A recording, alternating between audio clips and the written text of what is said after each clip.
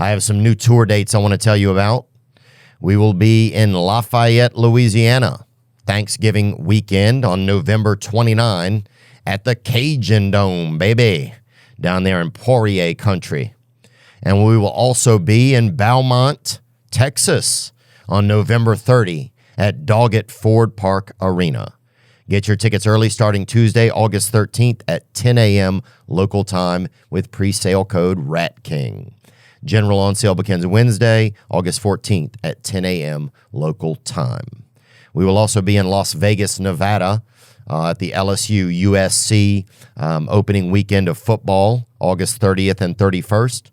Bend, Oregon, Spokane, Washington, Portland, Oregon, Vancouver, BC, in the Canada, Oklahoma City, Oklahoma, North Little Rock, Springfield, Missouri, Kansas City, Missouri, Sioux Falls, South Dakota, La Crosse, Wisconsin, Green Bay, Wisconsin, and Moline, Illinois.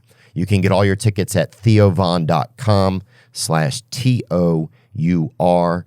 And thank you so much for supporting live comedy and our show. Today's episode was filmed at the Venetian Soda and Cocktail Lounge in Burlington, Vermont. And we want to thank them for hosting us and allowing us in their beautiful space. And our guest, he's a United States Senator from Vermont. He's an independent, though he's been friendly with the Democratic Party over the years. He's been a congressman, a senator, a presidential candidate, and he's one of the biggest lightning rods in American politics. At the very end of the interview, we did experience some difficulties with our microphones, so we apologize for the change in sound there. We're grateful to welcome today's guest, Senator Bernie Sanders. Shine that light on me. I'll sit and tell you my stories. Shine on me, and I will find a song I will sing it just for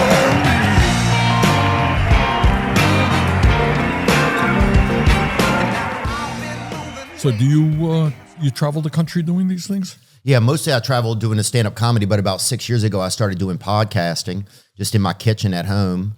And mostly was just talking about, like, I've been in recovery for years, so mostly just talking about that kind of stuff. Alcohol, and or? Yeah, alcohol and drugs and intimacy disorders.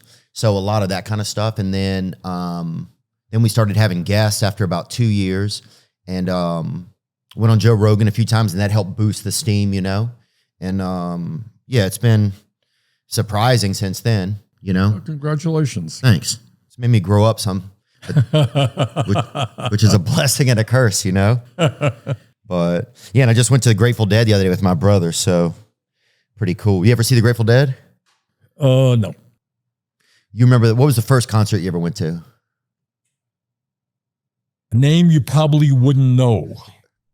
You ever hear of Pete Seeger? I've heard of Bob Seger. Yeah, I think that there's some related. I was kind of into folk music, more into that. Billy Strings, have you heard of him? Yep. Yeah, he's awesome. He's one of my favorites. Pete Seeger, that's him right there. That's God. That was fast. Yeah, Pete, he's an interesting guy. He and there's another guy who died a long time ago. I don't know if you know his name. Woody Guthrie, is that name? Woody Guthrie, I've heard of him, yeah. Yeah, and actually his granddaughter helped me out during my campaigns. He wrote a lot during the Great Depression. So he went around the hobo camps, talked to poor people, you know. Oh, wow. And he wrote songs. You ever hear the song, This Land Is Your Land?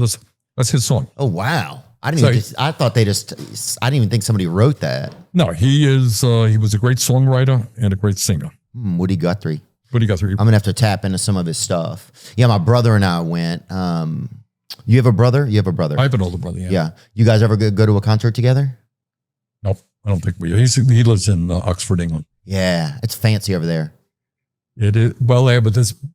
Yeah, have you ever been to England? Yeah. And they have this old university called Oxford University, which is one of the great universities in the world. Yeah. I stayed in a house, God, like it was 1,400 to 1,300. Who the hell knows? I mean, really. It goes way, way back. Oh yeah, the plum. Yeah, you got to bring your own plumbing, I'm sure. Well, they've advanced a little bit, but Bernie Sanders, thank you so much for joining us today. great to be with you, Theo. I really appreciate it. Whenever you started in politics, I'm sure that there was like a real idea of like one person can really affect change, right? Do you think that that's still possible today with like a lot of the lobbies and stuff that they have that goes on? Well, I think, one of the points I think everybody knows is you have a government dominated by big money interests, right? That's no great secret. So you have these billionaires now in their super PACs. If you're a billionaire, you can contribute hundreds of millions of dollars to elect people, to feed people. If you're a large corporation or you represent the pharmaceutical industry, do you know how many lobbyists there are in Washington, D.C. representing the big drug companies? Take a wild and crazy guess. 2,000. You got it. That's a pretty good guess, about 1,800. Wow. So there are 100 members of the Senate and 435 members of the House. Got it? 535. And you got 1,800 lobbyists. Well-paid, former leaders of the Democratic Party, leaders of the Republican Party. They're there to say, hey, Congress, do everything you can to make sure we make as much money as possible, and who gives a damn whether people can afford the prescription drugs they need. So that's power. So you have a whole other drug government almost going on. Absolutely. That's even bigger than our own government. Numbers-wise. Well, not big. We could define what we mean by bigger. But that's fair. But if you look at Wall Street, the power of Wall Street, the drug companies, the insurance companies, the fossil fuel industry, you have enormous wealth, enormous power. And if your question is it government that tells them what to do, or they tell what the government to do? More the latter. They tell the government what to do. Very powerful. Does it feel like that's changed over your time, like in politics, or has it always been that way? I think to some degree, money talks, right? Yeah. No great secret. That's always been the case. It's worse now, and I'll tell you why. As a result of this Citizens United Supreme Court decision, you familiar with that? Mm-hmm. So people brought action. Billionaires really brought action. They said, hey, it's undemocratic. You're taking away my freedom of speech, right? I got a First Amendment right. We're on TV now. You could say whatever you want to say, and I'm a billionaire, and I want to spend unlimited sums of money to defeat this candidate or support this candidate, and you have laws on the books now which restrict my freedom to buy the election. You understand what I'm saying? 100%. Okay. And the Supreme Court said, well, guys, you're right. You're billionaires. You should be able to spend as much money as you want to buy elections. And that's what you have. So right now, this is literally the truth. You have super PACs where billionaires can put unlimited amounts of money, hundreds and hundreds of millions of dollars, to defeat people they don't like or to support people they do like. That's power. And that is a corruption of what democracy is supposed to be. Look, you and I can disagree on an issue, all right? 10 people. We argue it out, we vote, I get the majority, you get the majority, somebody wins, somebody loses. I don't think billionaires should be able to buy elections. And I think most people think that. Most people are like, why are corporations or companies allowed to like give money to candidates and influence elections, right? Almost every person I know says that should be right. No. Whose responsibility is it to make sure it doesn't happen? Is it ours or is it the politicians? Well, what happened is there were laws put in place, not as strong as I would like, which did limit the power of big money. Yeah. Okay? And what that Supreme Court decision said is what Congress did was unconstitutional, denied big money their freedom of speech. If you're a billionaire, you have freedom of speech. That means you can run ads all over the day and to beat Bernie Sanders, beat anybody. And that's what happened. So what we have got to do now is once again pass legislation that will do that. Are there politicians that aren't viable, kind of? Or aren't influenced by lobbyists? Of course there are. There Yes, are. there are. Yeah. And there's some very good people. But many people, look, just throw out an example. You're running for election, okay? Your opponent is spending millions of dollars. These TV ads are up there, all right? Do you think you're going to stand up to powerful special interests who say, Theo, listen, I like you, but you're going to take that position on that issue. I got to be running millions of dollars of ads against you. What do you think you're going to do if you want to get elected? You could say, well, go to hell. I'm going to do it anyhow. And many would do. Or you run the risk of, seeing that kind of money come against you. Or you then have to find a lobbyist that has an interest of yours and you have to try and fight back. Which is a pretty pathetic thing, right? Right. So to some degree, what you have right now, it's a funny kind of thing.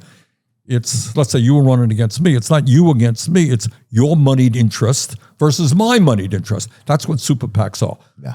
Now, corporations cannot directly contribute to your campaign, but big money interests, billionaires, can contribute to a super PAC. So you have all these, what I would say to you, people who watch the show here, look at the ads that are on television. They'll be underneath it. You'll see paid for by supporters of the American way of life or whatever the hell it is.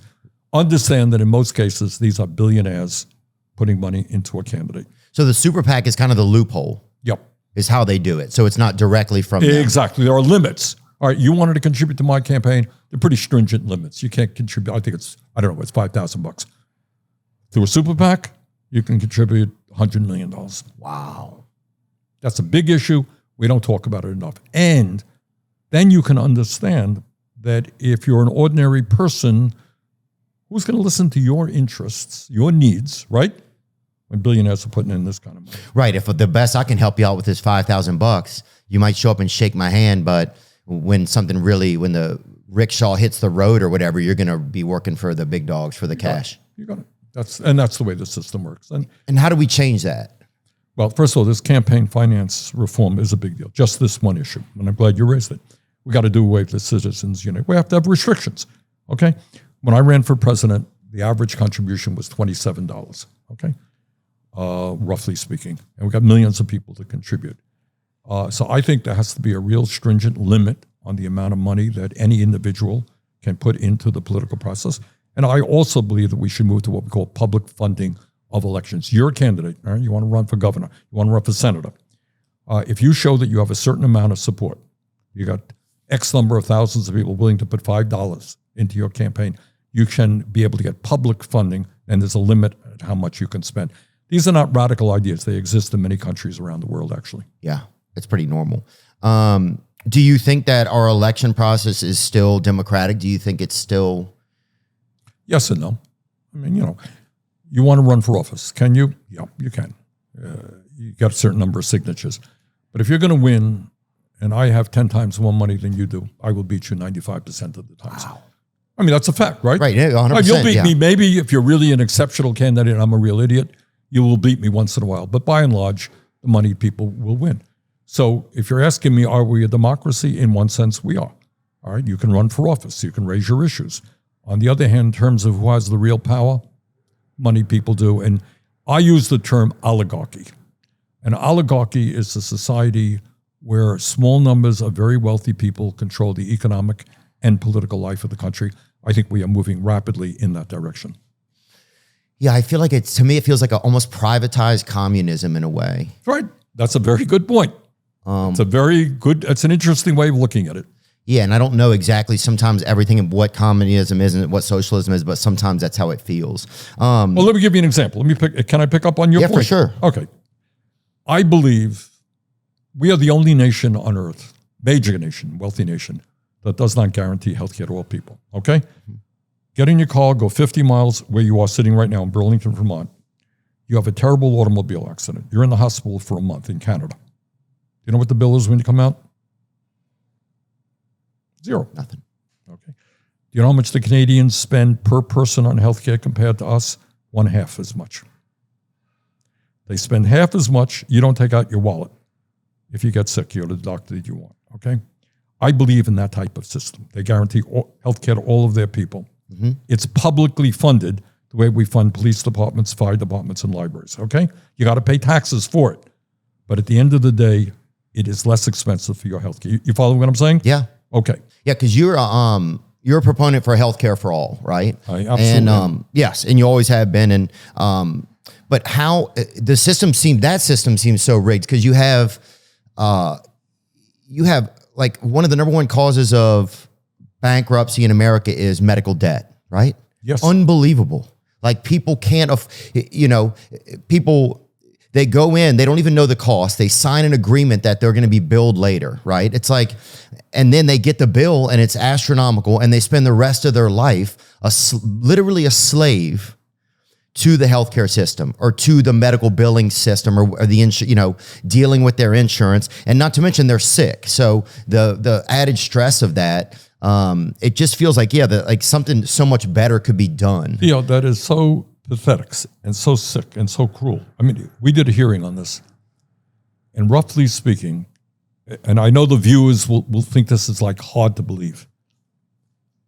Half of the people who are dealing with cancer, now cancer is a terrible disease, right? Your point. 100%. You're struggling for your life, right? Bad, yeah, Maybe bad. you make it, maybe you don't. You got radiation, chemotherapy, bad stuff, right? Half the people who get cancer treatment either end up in bankruptcy or utilizing all of the financial resources of the family. They're depleted. They're broke. So imagine that. You go into the hospital, doctor says, Theo, sorry, you got cancer, terrible. You're worried to death, right? Your friends, your family are worried. And then on top of that, what are you worried about? Oh my God, what, am I going to have to sell my house? Am I have to go bankrupt in order to pay medical bills? That is insane. Yeah. And it adds, if you're trying to deal with cancer, then you got to worry about financial stress. Think it's going to make your condition any better? No, the worst. You spend half your day, you can't even, in the insurance companies, it's all a rigmarole. It's constant stress. But how is it set up like that? Like, what is the gimmick between insurers and the hospital? That's the thing I don't know. What's going on? All right, take it a step. Let's take a step further. Okay. Let me talk about the Canadian system. All right. Okay. Simple system. You pay taxes. And progressive. The more you make, the more you pay. But everyone pays taxes. All right. End result is you walk into the hospital, you sign your name, you got all the treatment you need. And it's good quality healthcare. You don't have to argue with insurance companies. You get the care that the doctors think you need. End of discussion. And in my view, that's the way it should be. It's not just that the insurance companies make huge profits. They do. Not just they pay their CEOs exorbitant salaries, which they do. Everybody's got to fill out 1,000 different forms, right? Goes crazy. Filling out forms to see what you're entitled to, what you're not entitled to, deductibles, right? Yeah, the bureaucracy, it's ridiculous. Right. Is that called bureaucracy? Yeah. Yeah, that's exactly what it is. All right, so look, you may have health insurance, but I just talked to a person the other day. We had a meeting. You know what their deductible was? $13,000. What does that mean? It means that the first $13,000 of illness they got to pay out of their own pocket. How many people can make $13,000? So if you get hit by a truck and you end up $1 million bill, yeah, the insurance companies will kick in, presumably. All right, so the whole idea that healthcare in America, unlike every other major country, all right, go to Europe, go to Canada, go to many Latin American countries. It is a bloody right, not a privilege. And that's what I think it should be. So we have a system that works very well for the insurance companies and the drug companies. In some cases, you're going to pay 10 times more for medication in America than they do in other countries. That's a whole other story we're trying to deal with right now. But it's a corrupt system benefiting the people who own it, not the ordinary American. You go out on the street, say to people, do you think healthcare is a human right? All people in America should have it? Yeah, we do. That's what I'm fighting for. And then who are the lobbyists that are against that then? What do you think? The guys from the insurance companies and the drug companies. Okay, and then what politicians work with those? Like, why don't we know what politicians are cheating us so that we don't have them in anymore? All right, you're a smart guy. You tell me, how often have you heard a discussion in this country about how broken the healthcare system is and comparing it to other countries? A lot.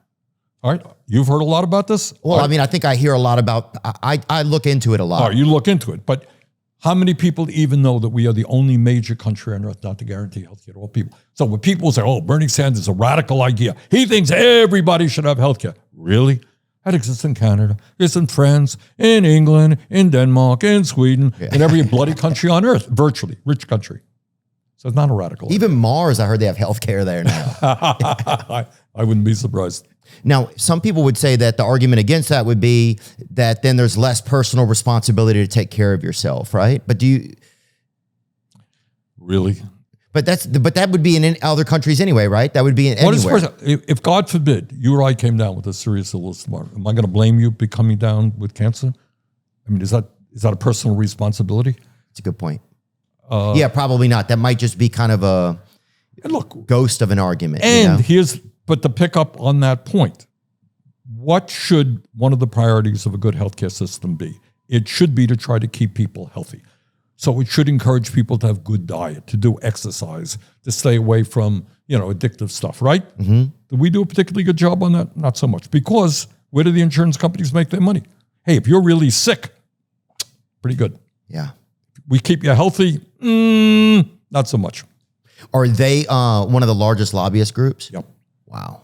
Very, very. They're huge. I mean, and we started this discussion. You talk about, privatized communism, whatever the expression you used, is I believe that, Medicare is the health insurance program for the elderly. Medicaid is for lower income people.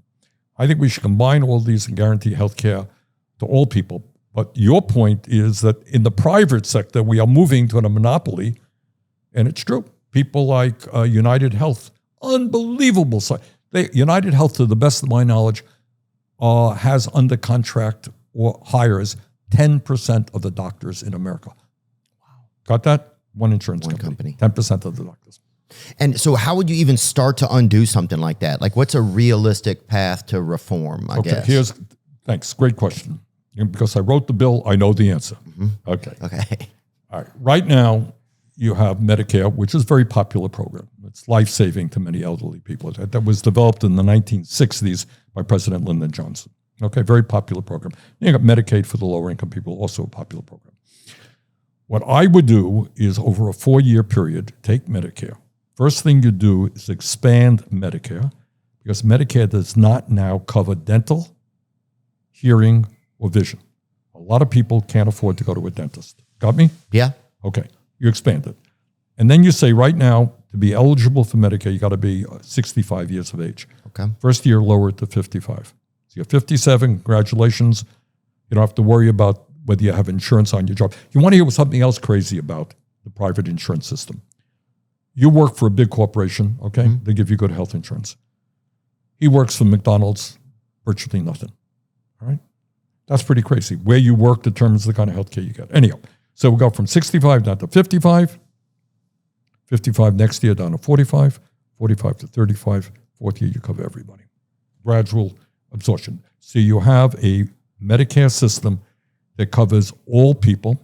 You no longer have to pay any more deductibles or copayments, no more premiums. You get your health care because you're an American citizen. Will your taxes go up? They may. Will it be less than what you pay right now in private insurance? Yes, it will be. It's a good deal. Can we afford that as a country, you think? Sure. Yeah? We are now spending over $4 trillion on healthcare. We spend double. Here's another point to be made. We spend twice as much per person on healthcare as any other country because it's designed to make money for the insurance companies and the drug companies. Wait, so explain it to me. So we spend twice as much on healthcare. We are spending right now, Theo. As any other country? Yes. Per person? Yes. But the money isn't going towards them getting, so we'd almost save the money just by. You got it. All right. Here, example. Is that true? Yes, it's true. Check it out. It is true. Chairman of the Bloody Committee. Yes, it is true. All right. Bloody, literally, people are bleeding Bloody, now, dude. Yeah. All right. If I buy a car tomorrow for $80,000, you buy a car for $40,000. What is the presumption? Should my car be a better car than yours? Yes. Okay. I'm spending twice as much. All right. But I got a really much better car than you have. All right. We are spending per person, over $13,000. All right. Spending $13,000 on you, $13,000 on me, $13,000 on a 5-year-old, $13,000 on a 90-year-old. All right. $13,000 per person, over $4 trillion nationally. Canadians are spending about half of that per person. And they're taking care of everybody. Yes. And the British are spending less than that. Other countries a little bit less. But does that affect us with the population number that we have? No, doesn't matter. I mean, per person. Got it. Okay. I'm not talking about in gross, but per person. How do you stop hospitals from overcharging? That's part of it's a corrupt system. If they know that the government's going to pick up the tab. Good. Very good question. The answer is what they do. And I mean, it's not like we're inventing something. Other countries do it. What they say to hospitals is, look, you're not going to be charging Theo when he's in the hospital. You're not going to be charging him a nickel. But we know, roughly speaking, in a year what you are going to be. You need a certain number of doctors and radiologists and nurses and all that stuff. Here is your budget. It's like a police department. Here's your budget in a year. You need more, maybe we come up with more. You get what we call a global budget. It's like the Dodgers or something. But you got a global budget. Right, you got a budget. And you take care of all the needs. It's not per person. You get it. And what you do there, we spend as a nation, one of the other insanities of this healthcare system, we spend hundreds of billions of dollars on billing. You know what I mean by that? All right. Medical billing, yeah. All right. So I'm the insurance companies. First of all, you got to fill out forms. I hire people who are not doctors or nurses, right? They just bill. Oh, yeah. All right. You got bill collectors. You go to a hospital, go down to the basement, got 100, well, depending on the size of the hospital, dozens and dozens of people. They don't see a patient. They're just filling out forms. Yeah, half the Philippines is people just doing medical billing over the phone, you know? Well, there are countries where you show your card and that's the end of the discussion. But we waste hundreds of billions of dollars just on billing people. Now, there's another issue I want to discuss. Life expectancy. What do we know about life expectancy? We're getting pretty long in the tooth. Nope. We're not living long. Nope. Compared to whom? Compared to probably Vietnam. Yeah, I'm sure, maybe. All right, but, all right, we are the richest country on earth. Do we live longer lives than other people? No, we don't. We do not. In fact, we're pretty far down the list. Why is that? Well, I mean, I think it could be that we're not taking as good care of ourselves. Okay. And I think it could be that, that we don't have as good a health care. That's right. All right. I think that's two out of three. All right. Now, here, there are two facts. Japan, other countries will live 4 or 5 years, 6 years longer than we do. That's a lot. You know what I mean? Yeah. So they'll live, I forgot what it is. Like 8% or something. Yeah, right. It's a lot. But here's another fact that is really unbelievable. It's not just that we live shorter lives, despite spending so much on healthcare. The gap between the 1% and the working class is 10 years. If you're rich, you'll live as long as people in other countries. You have a long life, in the 80s or whatever it is. If you're working class, you're going to live 10 years younger. How does that happen, do you think? Wow. Because just stress, burnout. All right. I'm going to sign you up there. You got it. Look, I think I like a lot of the things that you think about. All right, let's deal with the issue of stress. Okay. Yes, you're right. It is twofold, it seems to me. Number one is if you're rich, you go to any doctor you want, when you want it, pay for all the drugs you need, right? Yeah. All right, that's a real advantage. But above and beyond that, working class people live under enormous stress, right? And that takes a toll on you. It takes a toll on you physically and mentally. And that is, we have parts of this country where life expectancy is actually in decline. Got it? People are living shorter lives. Because of the stress. Because of the stress. And with that stress and the hopelessness, they turn to drugs, they turn to alcohol, they turn to suicide. Yeah. All right? Bad stuff. Oh, yeah. I think those are things that, they don't even take those factors into consideration when they're making all of these, you call to get your medical bill. It's a nightmare. It's like, you almost want to, this is crazy. There's been times when I've been like, I would rather take my own life than sit here and make another fucking call. And I'm not even sick, I'm just somebody trying to get to the bottom of the. All right. And why does that happen? Because it's loopholes. They don't want you to get paid. You got it. Not that hard. Look, you pay me money through insurance, right? So you're sick. I'm supposed to, pay your bills, right? If I drive you crazy, you're going to say, screw it. Hell with it. I'll pay the goddamn thing myself. It's not worth it. Yeah. Good. I'm the insurance company's like, hey, right on, man. That's exactly what I wanted. Today, we're here to celebrate the perfect summer grooming companion that will keep you looking cool even when it's sizzling outside. I'm excited to introduce you to the Lawnmower 5.0 Ultra in the new colorway White Hot from Manscaped. That's right. Step up your grooming game this summer with the Lawnmower 5.0 Ultra in White Hot. Experience precision like never before with the next-gen dual skin-safe blade heads, an updated trimmer blade, and an interchangeable foil blade for peak performance. That's right. Whether you're at the beach or by the pool, it's always trimming time. Trim it, trim it. Join the over 10 million worldwide who trust Manscaped for all their grooming needs and get the special edition Lawnmower 5.0 Ultra in White Hot while supplies last. Head over to manscaped.com and grab yours now. When you use my promo code Theo, you'll get 20% off plus free international shipping at checkout. That's 20% off plus free international shipping with promo code Theo at checkout. Make the summer the smoothest one yet. Let's name a couple comedy duos out there who have really gotten it done over the years. Lilo and Stitch right there. Amy and Tina Poehler. And Siegfried and Roy, baby. You know what I'm talking about. Well, what's the perfect duo when it comes to growing your business? That's you and Shopify.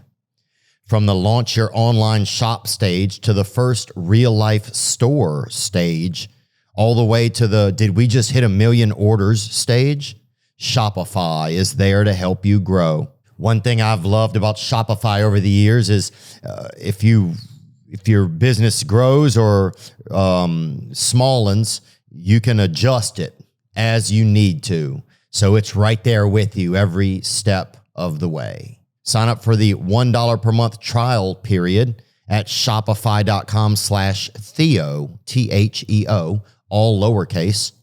That's right. Go to shopify.com/Theo now to grow your business, no matter what stage you're in. Shopify.com/Theo. So how do we change that as a system? What do we do? Like, because it feels like we're electing people that have this in our best interest. If that's the number one cause of bankruptcy is medical billing, how do our politicians not see that this is extremely important and that things need to be different? Like, what are they lobbying so powerfully with? I know it's money, but it's like, I just can't imagine that people wouldn't see the good, the value in what is right. Well, it's all that I can tell you is money talks to a large degree. And it's not to suggest that, members of Congress are evil or terrible people that want people to suffer. They don't. But you have a system which almost says, you can't even think about guaranteeing health care to all people. Oh my God, what kind of, you're a far leftist. Yeah. What, you're a communist, man? What are you? You want to take on the insurance companies, hardworking people, So it almost, you're not even allowed to talk about those issues. And meanwhile, we're the only country that doesn't guarantee health care at all. Yeah, I mean, my one caveat, and I don't know exactly what caveat means, but I think my one,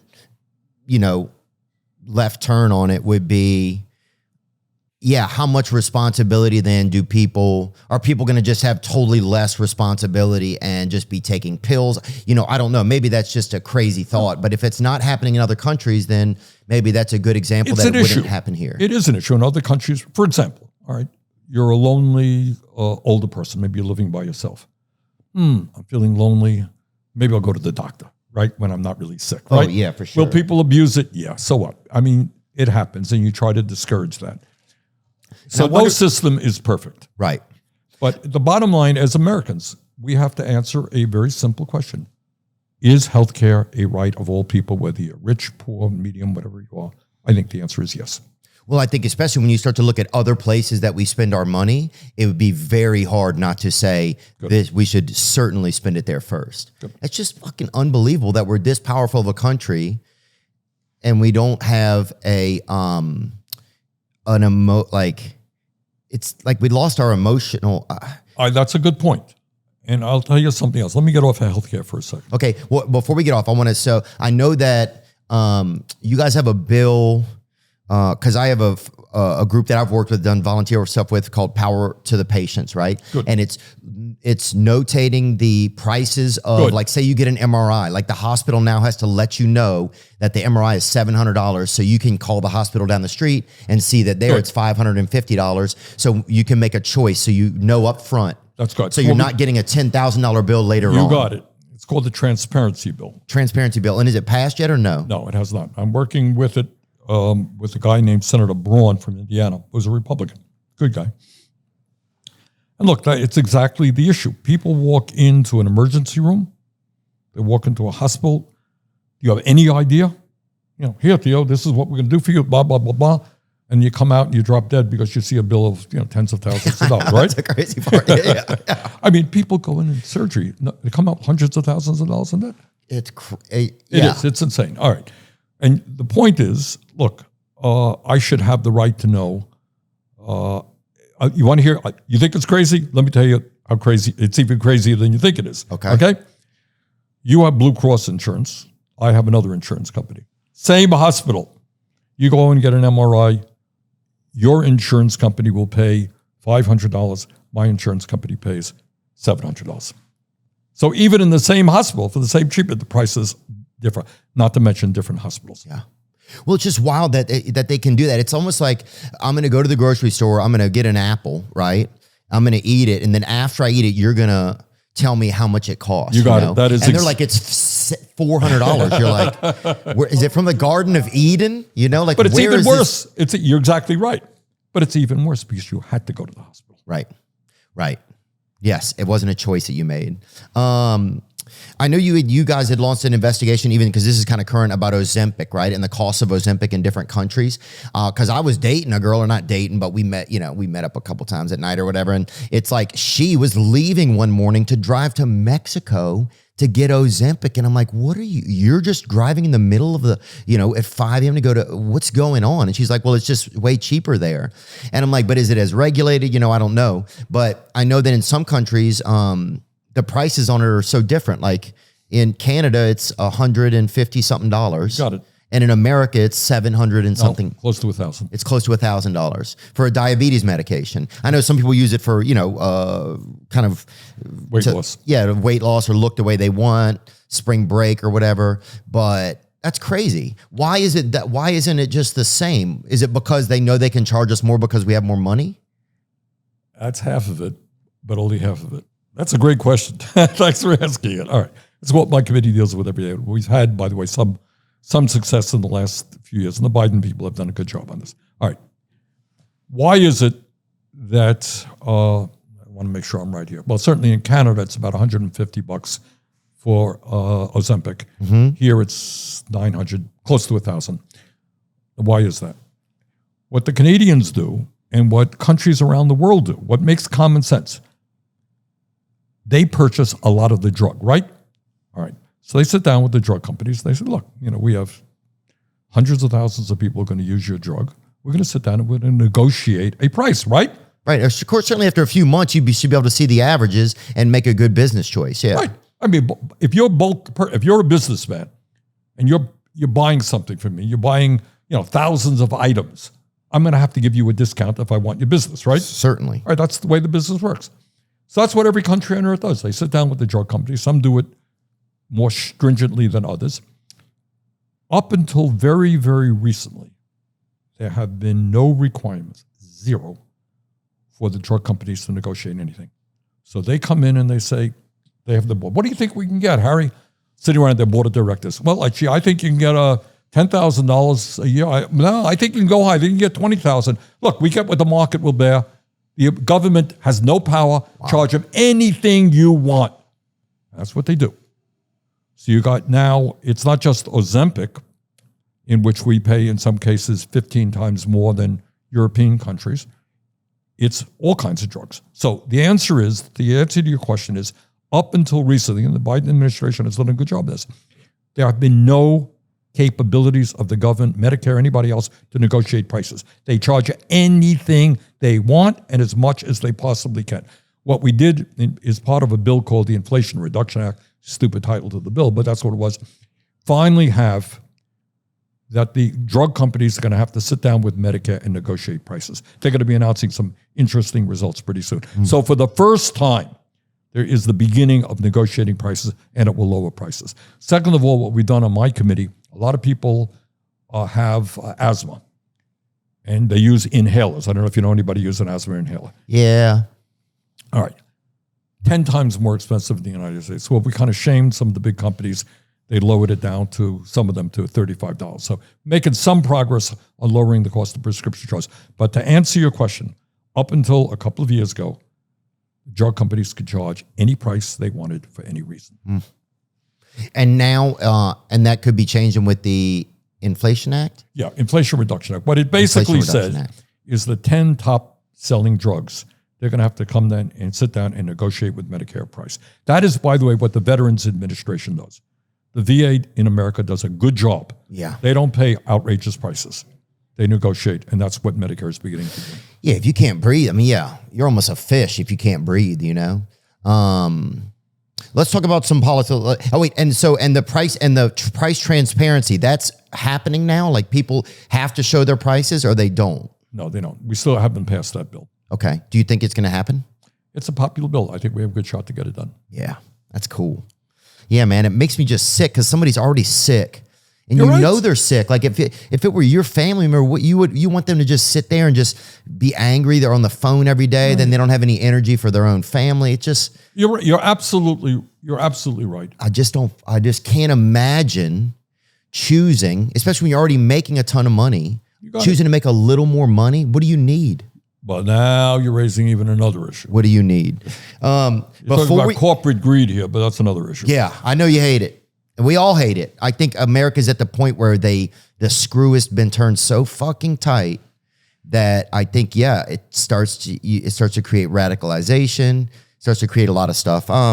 Let's talk about the election coming up right now, or just the current candidacy. I wanted in 2020, I believe that's when you ran, I wanted you and Donald Trump to be on the same ticket, right? That was a thought that I had because in my mind, I'm just a regular guy. I don't know a ton about politics, right? I felt both y'all were outliers, right? That's how it seemed to me. These guys are both outliers. They're both different, but seem to be doing their own thing. You've been outspoken against Trump, right? Do you think he's not, is he doing his own thing, or is he? Yes, he is. Look, I will give Trump credit. Okay, he does his own thing. Okay, he's a very different type of politician, and that's clear. But this is what I do think, Theo. While I respect somebody who has the guts to do their own thing and be very much a non-traditional politician, which is what he is, here's the facts. He lies all the time. Right? And, I got 4 kids and I got 7 grandchildren, and we really have to ask ourselves whether the guy who is the leader of the country, whether that's the kind of example that we want. So I have a lot of friends in politics who differ with me, more conservative people. They're not liars. We disagree. So you and I disagree on something. It's fine. So what? It's called American democracy. Yeah, it used to be fine. That's right. All right. But Trump really is, I use the word pathological. He lies. When you see him on television, not everything, but a lot of lies. Okay. And I think we can't have that. When he was in the private sector, before he became involved in politics, he was sued, his companies were sued 4,000 times. And I just, above and beyond his political views, which I disagree with, but then those you can discuss. I don't think you want somebody leading this country who is shady. So you're saying he doesn't set the best example of Exactly. Look, you got kids. Do you have any kids? I don't have any yet. All right. Well, hope you do. And you want kids to be honest, right? Yeah. You don't want them to be bullies and picking on the weak. So that from a character point of view, I don't like it. But also, let me give you another example. I happen to believe, I don't know what your views are, that women have a right to control their own bodies. All right. I don't want, as a man, somebody saying, "Oh, Bernie, you can't have a vasectomy. You can't do this. It's my business, not the government's." And Trump does not hold that view. I happen to believe strongly that climate change is real. We got just a week or two ago. Yeah, I saw your podcast with Bill Billinkoff? Bill McKibben, of course. I've known Bill for years. Bill McKibben, yeah. Yeah, and Bill is... I want to get to speak to him. He seems really interesting. Smart guy. Is he? I've known him for years. Yeah, because I want to learn more about, you just always hear about climate change. And so, I want to learn more about it. Good. And I hope you do. And I'm sure Bill would be happy to go on the show with you. That'd be cool. If you wanted, I can give him a call. Awesome. In all of the scientists agree, when you put carbon into the atmosphere, it creates a ceiling there. The earth warms up, and then because of the earth warming up, you have extreme weather disturbances like you come from Louisiana, do you? Oh, yeah. We're sinking. You've seen the terrible floods there. We've had them here in Vermont. Yeah, they have in Savannah right now going on. Right, that's right. Floods the likes of which we've never seen. You're seeing drought. In Saudi Arabia, the temperature reached 125 degrees, which people are dying by the hundreds. So Trump does not believe that climate change is real. And if he becomes president, that means not only will the United States, the whole world will give up. And I don't know what this planet is going to look like in, 10, 15 years. And do you say that because America is really the leader of the forefront of looking out for climate change? Yep. Oh, okay. We're the largest economy in the world. Right. Now, China is a bigger polluter than we are right now. Oh, yeah, dude. They all smoke, too. A lot of Chinese people. Yeah, that kid that smokes on that bicycle or whatever. He smoked like 11 cigarettes. All right. But if we say, hey, the hell with it, then other countries are going to, because it's a global problem. Right. Then everybody's going to be like, oh, You got screw it. everybody backs off. And then I don't know what this planet, you talk about floods, it's going to get worse and worse. Heat waves, worse, drought, worse, migrations. There are millions, hundreds of millions of people, little farmers in poor countries. They can't farm anymore. Yeah. Okay. So I disagree with Trump on that. So those are some of the reasons why, I'm strongly against them. Those are important issues, certainly, yeah. And I don't think it's like everybody can have their own thoughts on different issues. And do you see why people like him? I do. Because he's very disarming. He gets up there and he says whatever the hell he wants. Yeah. He is not. Yeah, he doesn't seem like he's by the book. That was a thing. He is not by the book. Right. And so that's something the same as you. It's like he's speaking it feels like they're speaking for themselves, right? Whether you agree with maybe what they believe what they're saying. And that, I think, comes through. I think you're right. Clearly to people. I think, he's certainly unusual. Gets up there and he rants and he does his thing, and he's not necessarily, I'm sure his advisors go crazy, but he's not needing, not reading off, he doesn't have 14. Kid Rock is one of his advisors, And look, I love Kid Rock, but I don't know if every advice, every advice of his is the best, but now some of it is, that's for sure, but some of it may not. You're right. Be. And a lot of these politicians have 18 different consultants. You can't use that word. You can't say that.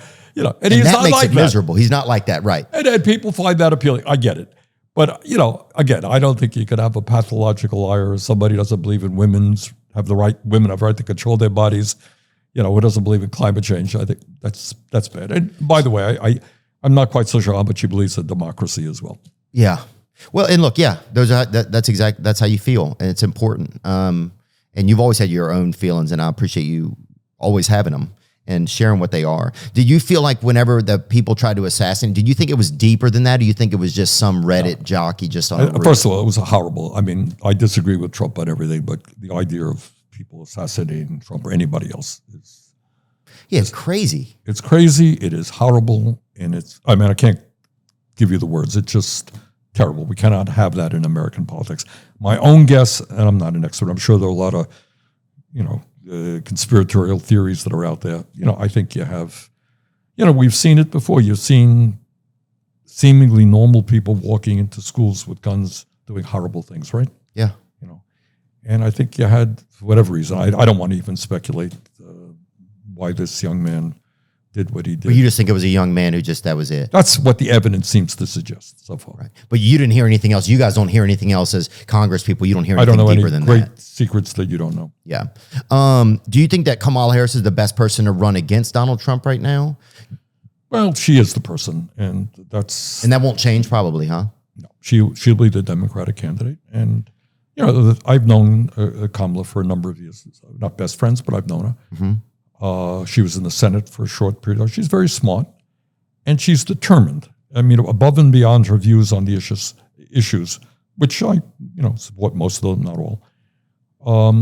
You got to give credit to somebody, a black woman, to move up the ladder. That ain't easy stuff. There's a lot of resistance to that, and she's persistent. She's strong, and I respect that. And I think she'll be a good candidate. I was interested that Trump apparently backed out of a debate with her on ABC.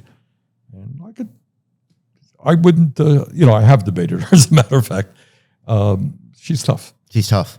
Was there a chance that you were going to get that nominee, or as an independent, can you get then plotted with the Democratic Party and put in? No. Was there even a call about it or anything? No. I ran in 2016. I ran against Hillary Clinton, and I ran in 2020. Yeah, I remember. And I felt like you didn't get treated fairly, to be honest with you. Well, I didn't. And that's what happens when you take on the establishment. So yeah. what happened is we won the first 3 primaries, and then the establishment got very, very nervous, and there were a whole lot of candidates in the Democratic primary. And they said, hey, it'd be a good idea if you all dropped out, let Joe Biden be the one candidate. People rallied around him. And do they call? Is there a call that you get, and it's like you're not going to move forward? Is it just like news articles? Like how does the establishment what happens work? is I won the popular vote in Iowa. I won the New Hampshire primary. I won the Nevada primary, and those were the first three.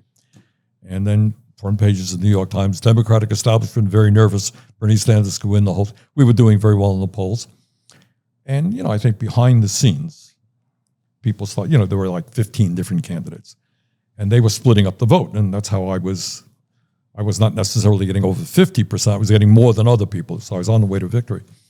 And they said, look, Bernie shouldn't be the candidate for a variety of reasons. We don't want him the candidate, drop out. And then on one day, a lot of people, 1 or 2 days, a lot of people dropped out.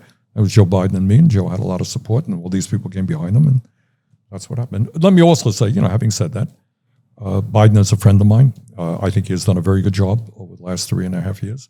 And I'm working very hard to see that Kamala is elected our next president. The heat of summer is here. God, it's hot. My shadow's not even, I saw it having a lemonade yesterday and wearing an ice pack on its neck. Like, God. That's why you need Liquid IV. They have refreshing summer flavors like popsicle firecracker, rainbow sherbet. You know it. Indulge in hydration with electrolytes, essential vitamins, and clinically tested nutrients from the #1 powdered hydration brand in America, Liquid IV. That's true. It's simple. Just tear, pour, and live more. 1 stick plus 16 ounces of water hydrates better than water alone. I like that Liquid IV. It makes the water it gives it a lot of just gumption. Makes you just feel like you could just hug somebody right after you have it. It's good. It's powered by Live Hydroscience, an optimized ratio of electrolytes, essential vitamins, and clinically tested nutrients that turn ordinary water into extraordinary hydration. Indulge in hydration this summer with Liquid IV. Get 20% off your first order of Liquid IV when you go to liquidiv.com and use code Theo at checkout. That's 20% off your first order when you shop Better Hydration today using promo code Theo at liquidiv.com. Did you feel like it started to seem like people were losing faith in the media, right? And I feel like that's had a huge effect on society. It's created a lot of opportunities for what are often labeled as conspiracy theories, but then often end up being truth just because, or not often, but yeah, often end up being truths or having realness to them because the news media isn't even, it's like they all just go down these same similar paths and it's not, it doesn't even feel real anymore. I mean, the fact that you and I are talking is wild, it's like, I fucking wouldn't talk to me, but look, the bad news is bad news and good news. The good news is you got a program and but millions of people tune into you. Yeah.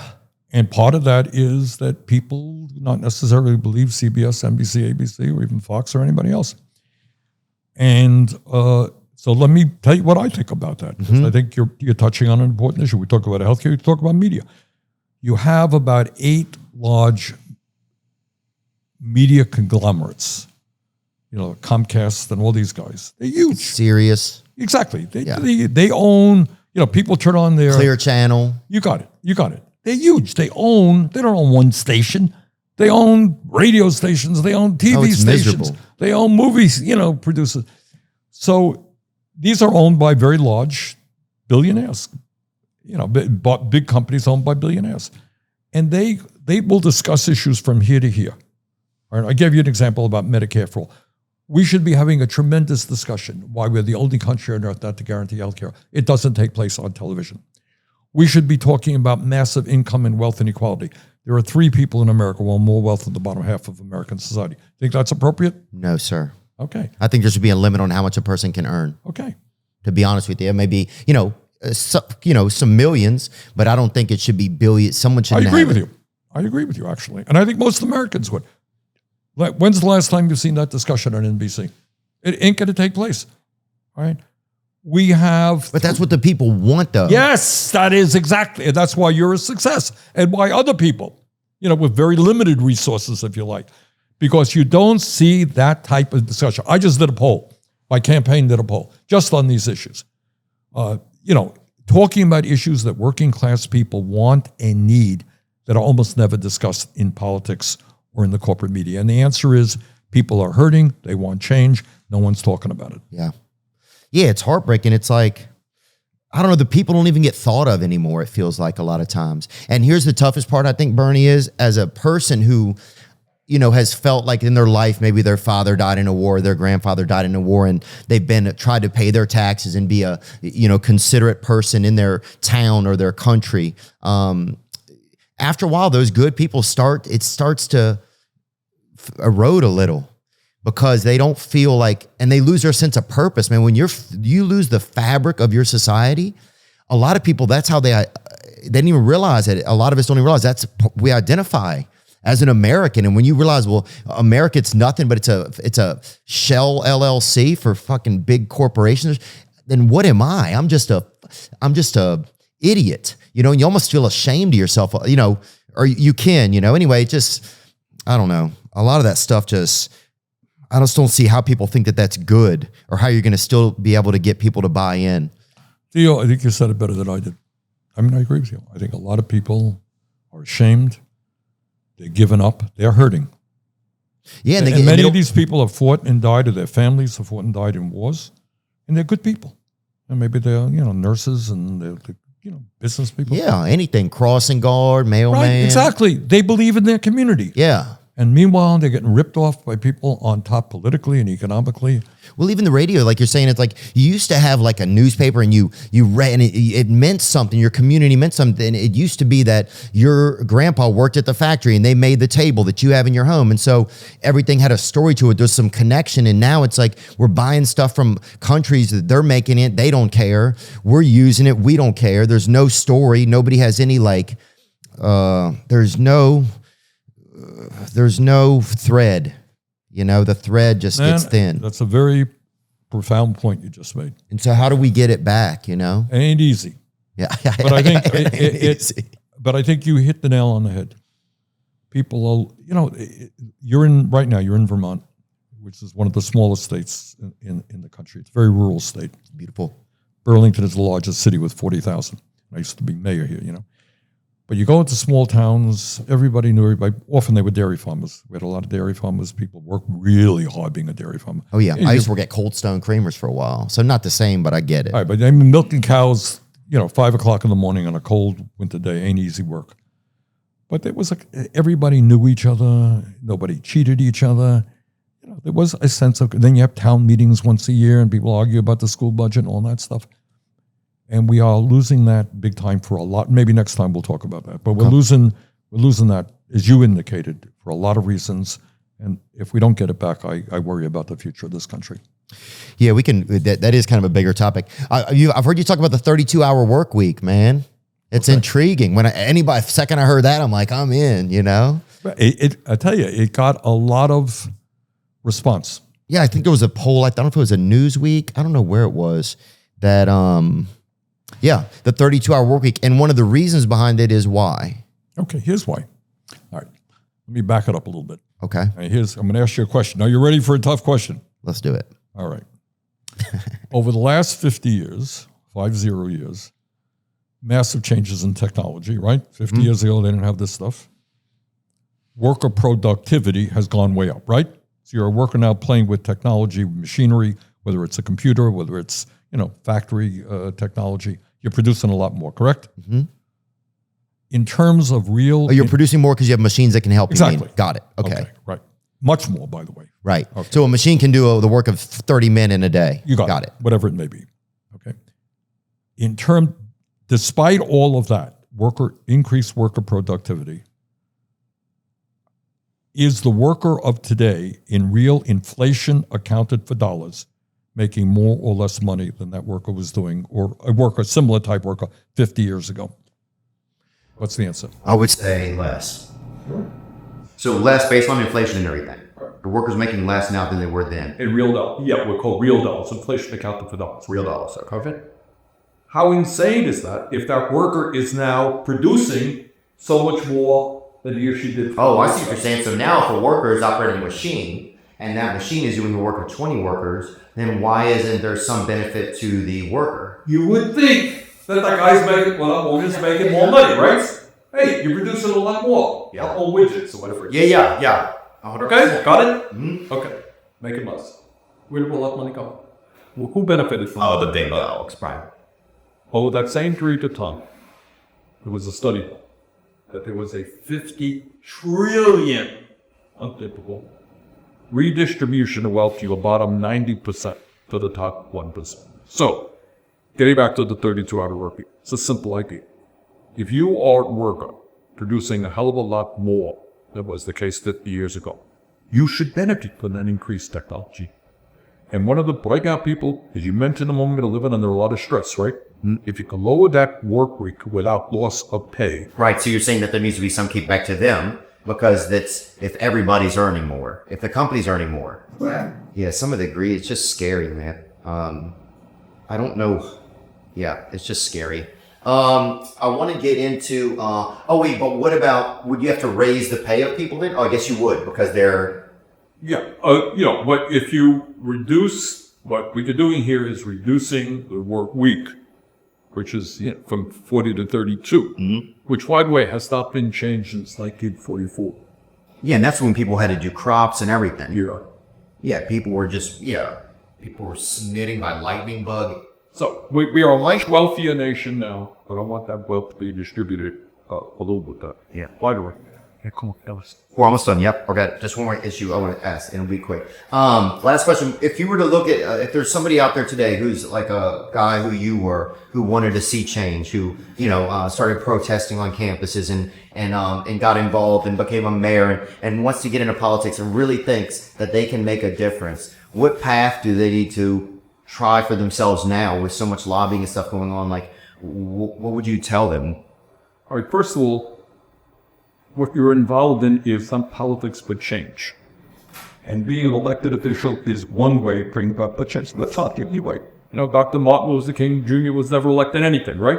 He had a profound impact on this country. Never elected anything, all right? And you're seeing young people who are concerned about climate change on campuses doing big work. So go where your passion is. Your passion may be different than mine. What's your issue? I don't know this. So work on that issue. Read people. Educate, organize, read people. And if you then decide, hey, you maybe I want to run for the state legislature, maybe I want to run for Pines, I want to get my, hands dirty in politics. Do it. But first of all, don't do it just because I want to get elected. That's bad, right? Do it because you believe inside it. And getting elected will help you do it fine. If not, you can do it in other ways. Yeah. Bernie Sanders, thank you so much for your time, man. Well, Theo, thank you very much. Let me just say this. Congratulations on your programs.